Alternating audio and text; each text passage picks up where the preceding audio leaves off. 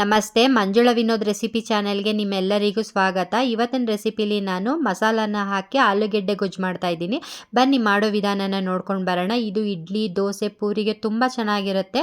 ಮೊದಲು ನಾವು ಆಲೂಗೆಡ್ಡೆ ಗೊಜ್ಜು ಮಾಡೋದಕ್ಕೆ ಒಂದು ಮಸಾಲಾನ ರೆಡಿ ಮಾಡ್ಕೊಳ್ಳೋಣ.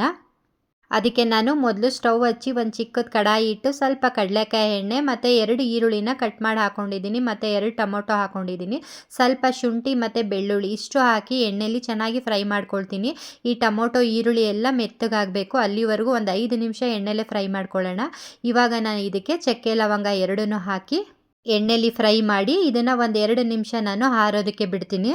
ನೀವು ಈ ಫ್ರೈ ಮಾಡೋದಕ್ಕೇ ಬೇಕಾದರೆ ಸ್ವಲ್ಪ ಕಾಯಿ ತುರಿ, ಕೊತ್ತಂಬರಿ ಸೊಪ್ಪು ಎರಡನ್ನೂ ಹಾಕ್ಕೊಂಡು ಫ್ರೈ ಮಾಡಿ ಮಸಾಲಾನ ರುಬ್ಕೋಬೋದು. ಈಗ ನಾನು ಮಸಾಲಾನ ಗ್ರೈಂಡ್ ಮಾಡ್ಕೊಳ್ಳೋದಕ್ಕೆ ಒಂದು ಮಿಕ್ಸಿ ಜಾರ್ ತೊಗೊಂಡು ಅದಕ್ಕೆ ಒಂದು ಬೌಲಷ್ಟು ಕಾಯಿ ತುರಿನ ಹಾಕ್ಕೊಳ್ತಾ ಇದ್ದೀನಿ. ಹಾಗೆ ಹುರಿದಿಟ್ಕೊಂಡಿರೋ ಅಂಥ ಮಸಾಲ ಪದಾರ್ಥಗಳನ್ನು ಹಾಕ್ಕೊಂಡು ಒಂದು 3 ಟೀ ಸ್ಪೂನಷ್ಟು ಮಸಾಲ ಪೌಡ್ರ್ ಹಾಕ್ಕೊಳ್ತಾ ಇದ್ದೀನಿ. ಅಚ್ಕಾರದ ಪುಡಿ, ಧನಿಯಾ ಪುಡಿ, ಅರಿಶಿನ ಇವು ಮೂರನ್ನು ನಾನು ಒಟ್ಟಿಗೆ ಮಿಲ್ ಮಾಡಿಸಿರೋ ಅಂಥದ್ದು. ಮತ್ತು ಸ್ವಲ್ಪ ಕೊತ್ತಂಬರಿ ಸೊಪ್ಪು ನೀರನ್ನು ಹಾಕಿ ಈ ಥರ ನುಣ್ಣಗೆ ಗ್ರೈಂಡ್ ಮಾಡ್ಕೊಂಡಿದ್ದೀನಿ. ನನ್ನ ಹಿಂದಿನ ವೀಡಿಯೋಗಳನ್ನು ನೀವು ನೋಡಿದರೆ ಗೊತ್ತಾಗುತ್ತೆ, ನಾನು ಯಾವುದೇ ಮಸಾಲ ಸಾಂಬಾರು ಮಾಡಿದರೂ ಅಷ್ಟೇ ಈ ಥರ ಮಸಾಲ ಪದಾರ್ಥಗಳನ್ನೆಲ್ಲ ಎಣ್ಣೆಲೆ ಫ್ರೈ ಮಾಡಿ ಹಾಕೊಳ್ಳೋದು ನಾನು. ಆದ್ದರಿಂದ ಸಾಂಬಾರು ತುಂಬ ಟೇಸ್ಟಿಯಾಗಿ ಚೆನ್ನಾಗಿ ಬರುತ್ತೆ. ನೋಡಿ, ಇವಾಗ ಈ ಥರ ಮಸಾಲ ನುಣ್ಣಗೆ ಗ್ರೈಂಡ್ ಆಗಿದೆ. ಇವಾಗ ಆಲೂಗೆಡ್ಡೆ ಗೊಜ್ಜು ಮಾಡೋದಕ್ಕೆ ಮೊದಲು ಸ್ಟವ್ ಹಚ್ಚಿ ಒಂದು ಪಾತ್ರೆ ಇಟ್ಟು ಅದಕ್ಕೆ ಸ್ವಲ್ಪ ಕಡಲೆಕಾಯಿ ಎಣ್ಣೆ, ಹಾಗೆ ಒಗ್ಗರಣೆಗೆ ಸಾಸಿವೆ, ಸಣ್ಣದಾಗಿ ಕಟ್ ಮಾಡಿ ಇಟ್ಕೊಂಡಿರೋ ಈರುಳ್ಳಿ, ಕರ್ಬೇವಿನ ಸೊಪ್ಪು ಇಷ್ಟನ್ನು ಹಾಕಿ ಎಣ್ಣೆಲಿ ಫ್ರೈ ಮಾಡ್ಕೊಳ್ತೀನಿ.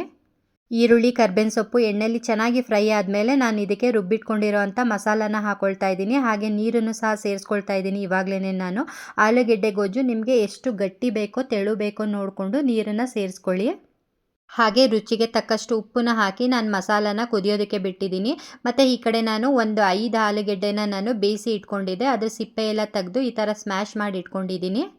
ಆಲೂಗೆಡ್ಡೆನ ನಾನು ಕುದೀತಾ ಇರೋವಂಥ ಮಸಾಲ ಜೊತೆಗೆ ಸೇರಿಸ್ಕೊಳ್ತಾ ಇದ್ದೀನಿ. ಈ ಆಲೂಗೆಡ್ಡೆ ಹಾಕಿದ್ಮೇಲೆ ನಾವು ಒಂದು 5 ನಿಮಿಷ ಈ ಮಸಾಲಾನ ಕುದಿಸಿ ನಾವು ಸ್ಟವ್ ಆಫ್ ಮಾಡಿದ್ರೆ ಆಲೂಗೆಡ್ಡೆ ಗೊಜ್ಜು ರೆಡಿ ಆಗುತ್ತೆ. ನೀವು ಬೇಕಾದ್ರೆ ಇದಕ್ಕೆ ಹಸಿ ಬಟಾಣಿನೂ ಸಹ ಸೇರಿಸ್ಕೊಂಡು ಈ ಆಲೂಗೆಡ್ಡೆ ಗೊಜ್ಜನ್ನ ಮಾಡ್ಕೊಬೋದು. ತುಂಬ ಟೇಸ್ಟಿಯಾಗಿ ಚೆನ್ನಾಗಿ ಬರುತ್ತೆ. ನೋಡಿ, ಫೈನಲಿ ಆಲೂಗೆಡ್ಡೆ ಗೊಜ್ಜು ರೆಡಿಯಾಗಿದೆ. ಈ ರೆಸಿಪಿ ನಿಮಗೆ ಇಷ್ಟ ಆಗಿದ್ರೆ ನೀವು ಒಂದ್ಸಲ ಟ್ರೈ ಮಾಡಿ, ಹಾಗೆ ಹೇಗೆ ಬಂತು ಅಂತ ನಂಗೆ ಕಮೆಂಟ್ ಮಾಡಿ ಹೇಳಿ. ಐ ಹೋಪ್ ನಿಮಗೆ ಈ ರೆಸಿಪಿ ಇಷ್ಟ ಆಗಿದೆ ಅಂತ ತಿಳ್ಕೊಂಡಿದ್ದೀನಿ. ಇಷ್ಟ ಆಗಿದ್ರೆ ಪ್ಲೀಸ್ ಲೈಕ್ ಕೊಡೋದನ್ನು ಮರಿಬೇಡಿ. ಹಾಗೆ ಶೇರ್ ಮಾಡಿ, ಕಮೆಂಟ್ ಮಾಡಿ, ಸಬ್ಸ್ಕ್ರೈಬ್ ಮಾಡ್ಕೊಂಡು ನೋಡಿ.